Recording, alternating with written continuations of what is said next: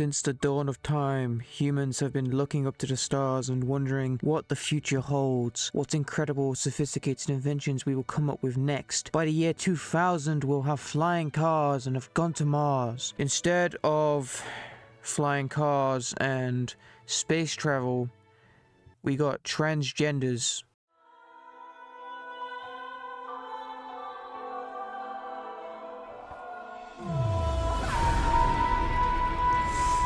That if a trans woman does not disclose she's trans before having sex with someone, they are a rapist.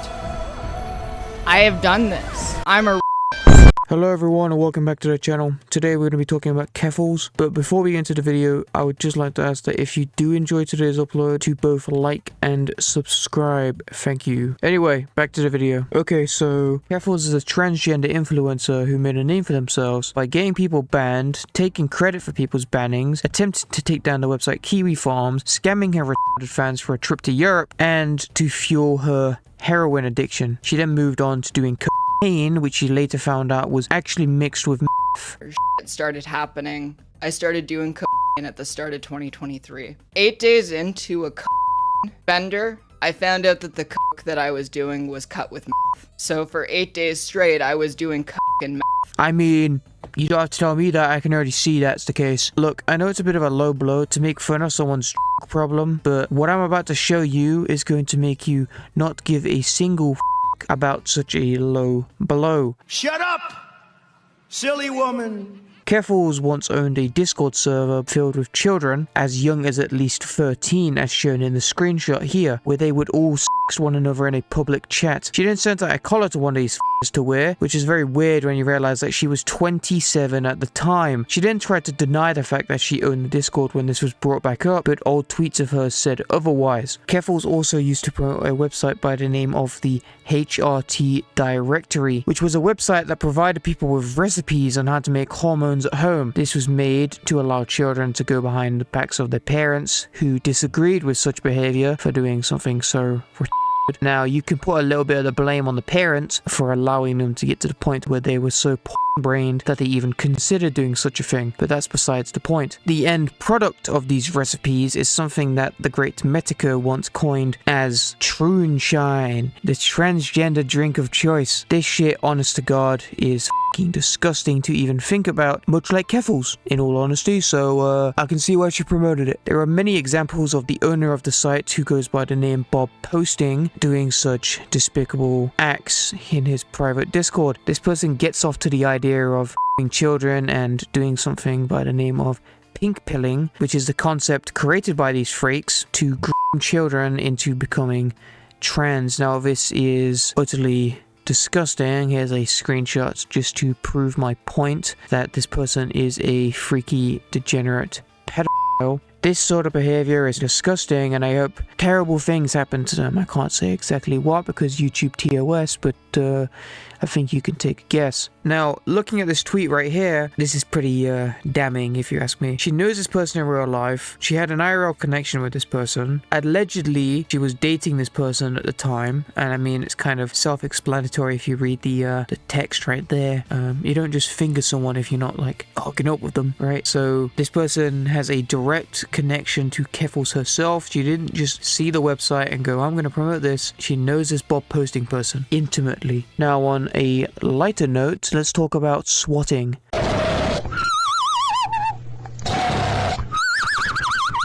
On August 5th, 2022, Keffals' door was kicked in and she was woken up with a gun in her face. Wait, what? When I went into the hallway and then saw that assault rifle, I screamed and I thought I was going to die. Okay, so she didn't wake up with a gun in her face. Instead, on August 5th, police raided her home and pointed guns at her while she was in a hallway. They did not go into my apartment until after I was in custody, and they had a search warrant signed. So the police knocked on her door, took her into custody, gained a search warrant, found nothing except probably a crusty sex toy or some shit, to which she was released from custody, and that was it. keep the story straight, woman.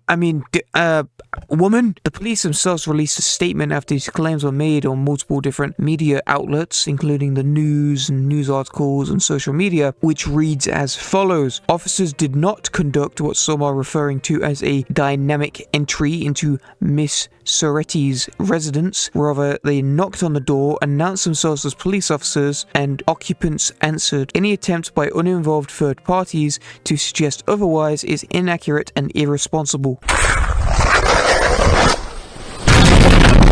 This whole story was used as the foundation as to why she needed to both get Kiwi Farms shut down and raise money to tour Europe.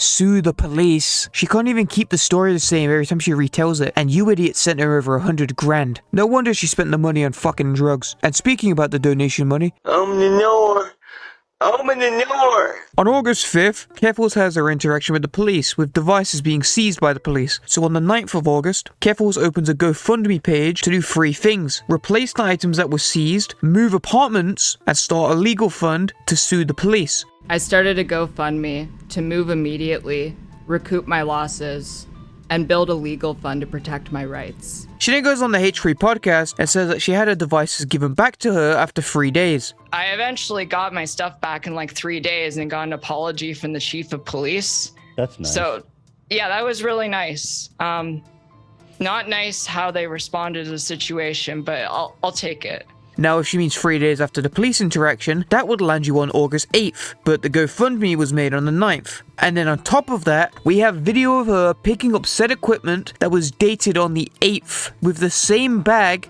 shown in her video for the GoFundMe. So what I can take away from this is this was a lie. When she made the GoFundMe the day prior, she had already gotten her devices given back to her by the police department. She'd never updated the video to say otherwise. Okay, so instead of replacing the equipment because the police had it, she upgraded her whole setup, spending 2 grand on this chair. I had to take extra caution with the set that I made. It's not even a set, it's just like part of my home. But it is basically a set. I have like studio lights. I have like whole camera thing. It's very professional. So I had to go through all of this as soon as I got back from TwitchCon to make sure that I could just like return to my life before I was swatted. Okay, so we have 2 more things left on the GoFundMe. Moving apartment and paying legal fees. Yes, I'm using these funds to move. But more importantly, once I'm safe, the rest of those funds are going to be used for legal expenses. Because I'm not just moving. I'm also taking legal action. I already have 1 lawyer, and I'm consulting with 2 more. I'm going to get justice for what happened to me. And for every other marginalized person in this country who has been victimized. Okay, so on the 10th of August, she talks about using the GoFundMe money to both move apartments and sue the police department. But on the 22nd, she decides to not go through with legal action, probably because her story was a load of shit, and her lawyers probably told her she didn't have a case because she kept on changing her story. After it first happened, I was very mad at the police. And I wanted to hold their feet to the fire as much as possible. I wanted to even potentially pursue legal action against them.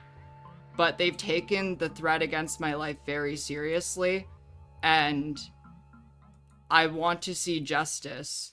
She then goes to Ireland, despite both moving into a friend's apartment that was recently doxed by the same people that doxed her, and IRL streaming or telling people where she was going to be beforehand. Real smart. She then plans on visiting Spain, but changes her mind last second, going to London to go watch a play, before getting on a plane to America, where she then goes to TwitchCon. And then after a long month of traveling, she returns home to build her setup in her new apartment. Okay, so without the legal fund, what is she going to spend the rest of the GoFundMe money on? If anyone ever finds out how I spent the GoFundMe money, I'm definitely getting cancelled. This is a leaked message from Keffals, so that just kind of confirms it then, doesn't it?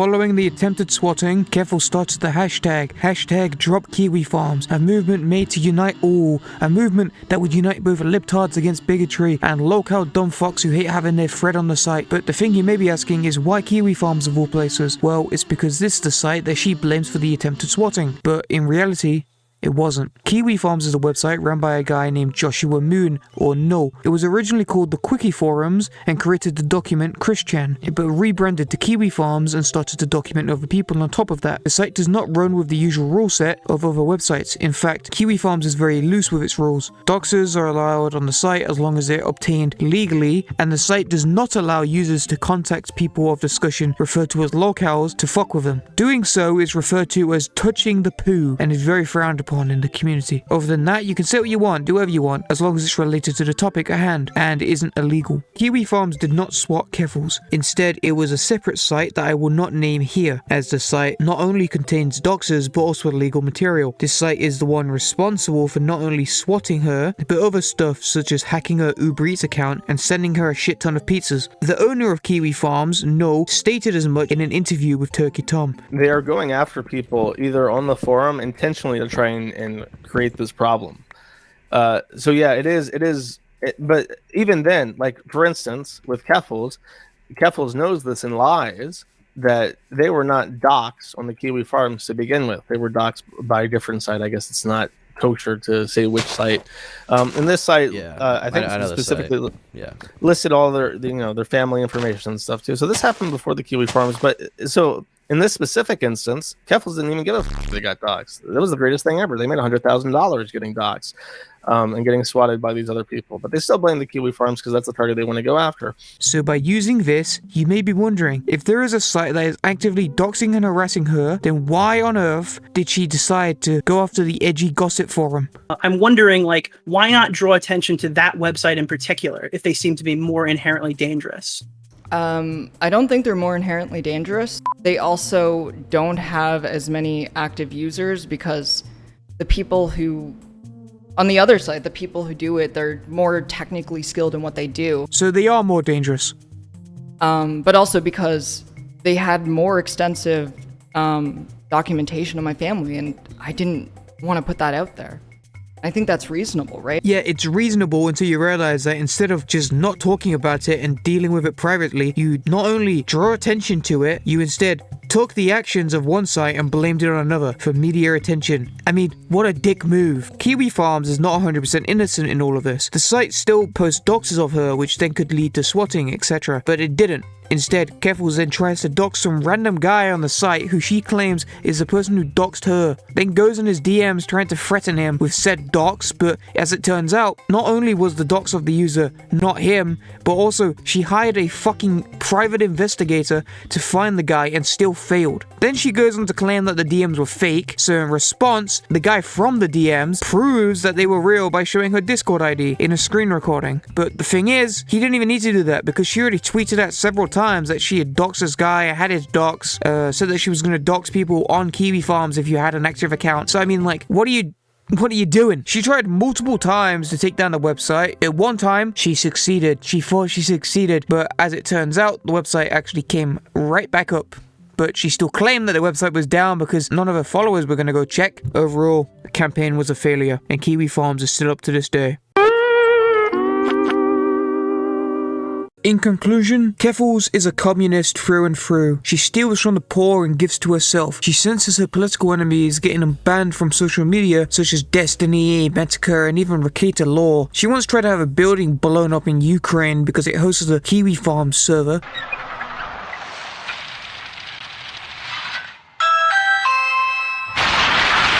And just like most modern-day communists on Twitter, she probably likes children as well. We've all jerked at the lolly at some point or another. We have at some point in our lives been going fucking crazy on some hentai site, and we've been stroking as hard and fast as we can, and then after we nut, we go back, look over our history chat, and we go like, oh jeez.